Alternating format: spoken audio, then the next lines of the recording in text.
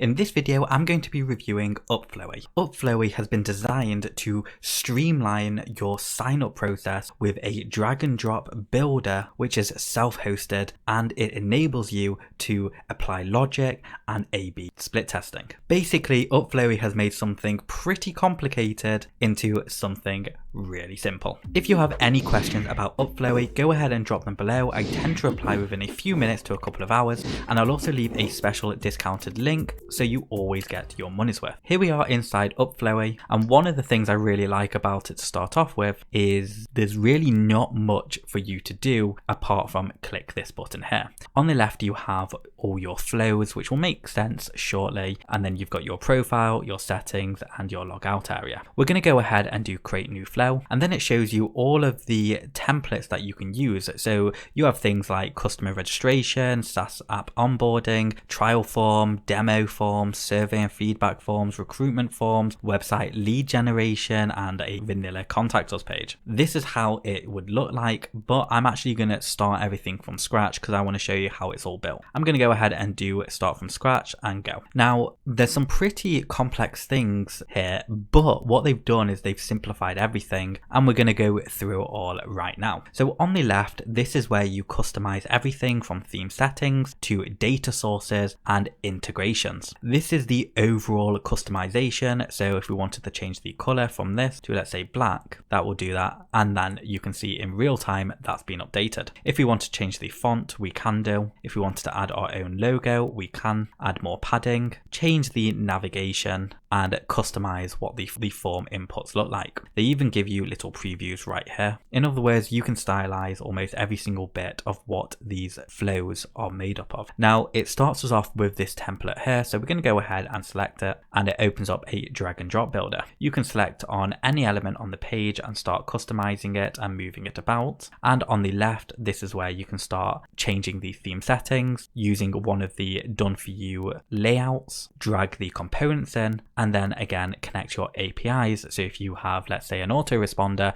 and you want to sync all the emails and contact information, you would go ahead and put in your API keys right here. So to start off with, let's go ahead and change this to a full page form only. So I'm going to do use this layout, and now that's been changed. We're going to head over to components, and we're going to add a title, and we're going to add a heading, then we're going to add a subheading, and then we're going to add some text and maybe a little disclaimer under the button, and then we can add images, maps, content cards, but we're going to go ahead and keep it simple and add a video. So let's say we are trying to sell a dog training course, so we're just going to type in a title such as best dog training course, and then the subtitle, learn the rules of training a dog and make your dog a respectable part of the family.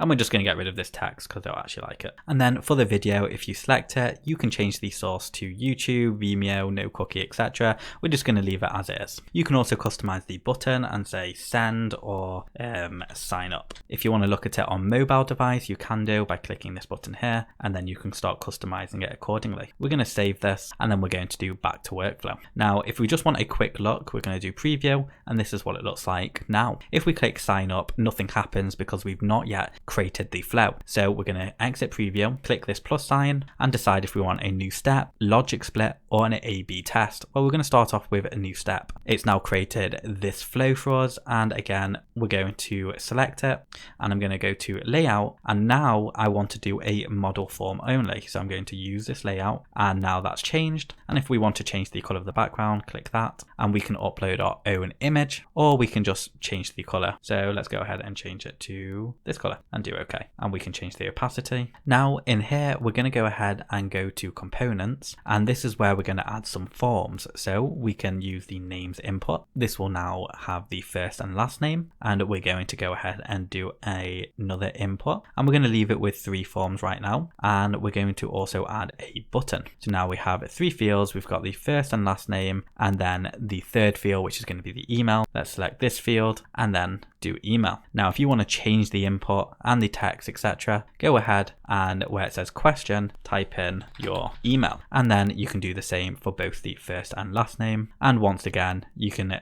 set up the data and add your APIs in. So let's have a quick look at this. Let's save it, go back to Flow, and let's preview. So now we can click the sign up button and it takes us to the checkout page. Now, before we get into the analytics side of things, I want to show you a little bit more about the functionality of this. Let's say when someone comes to this page here, we want to test 2 different pages to increase our CTR. So let's go ahead and click this here, and we're going to do A/B test. We're going to call it variation A and variation B, and we can allocate how much traffic we want to send to both. So for example, we've already seen this page here, which is variation A. So I'm just going to make this 0 for now and make this 99%. So just so it forces us to see. But you can actually add more than one variation, but for now we're just going to leave it. Yes, delete this variation. I'm going to make this 0, and we're going to make this 1, and we're going to make this 99%. And then let's go ahead and do save. Right now it's created a new variation. Now what I'm going to do is I'm going to duplicate this here, and we're just going to call this B, do continue, and then I'm going to drag this over here. We're then going to delete this one, and I'm going to click on this, and let's say instead of saying best dog training course, we're going to change it to top dog training course, and then we're going to save and then do back to Flow. So now if we preview this, you can see it says top dog training course. But let's just go back and just show you. We're going to edit the A/B allocation. We're going to change this to 99%. We're going to do save, and then we're going to preview it again. And it says best dog. So this is what it does. It shares X amount of traffic to one page and X amount of traffic to another page. And then it tells you which page is performing better. So next, you may have noticed that there was another option called logic split. Now, I'm not going to go into too much detail about this, but this is the best way to think of this is if that then this. So an example of that is if a light switch on your wall is up, then turn light on. If light switch is down, turn light off. So this is all this really does. So if someone clicks on a button, go do this. If someone doesn't click on a button, do that, okay? And then finally, when we get to the bottom here, we can do either end the funnel or end the flow right now, or redirect them somewhere. So let's go ahead and redirect them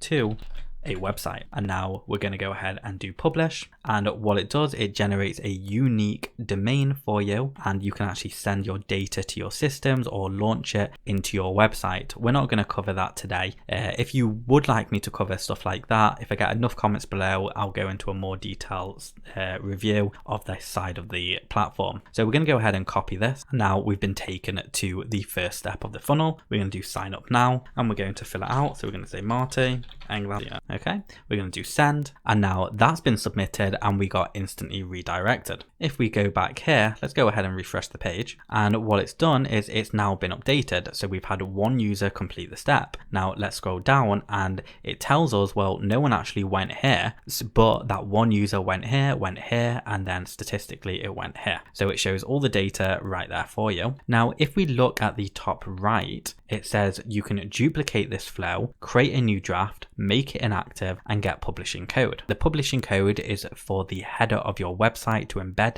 all of this, and so you can use it there. Now back over to our main dashboard, all of our flows are found here, and we can change it to look like this. We can export and then do new export, and you'll receive an email of what's gone on here when it's done. So we can now download this, open it up, and this will tell you everything that's gone on, all the submits of that flow. The potential of Upflowy is limitless. Anyone who takes online marketing or has a website or does things online know how important it is to have these sort of funnels or flow or workflows in place. You want something that's just going to be easy to use, integrates with custom and done for you apps, and ultimately just make your life easy. This tool works really well. There's no glitchy behavior. It's streamlined and it's well thought. But most importantly, it's been built really well. Would I recommend Upflowy? Yes, I absolutely would. Thank you so much for watching, and I'll see you next time.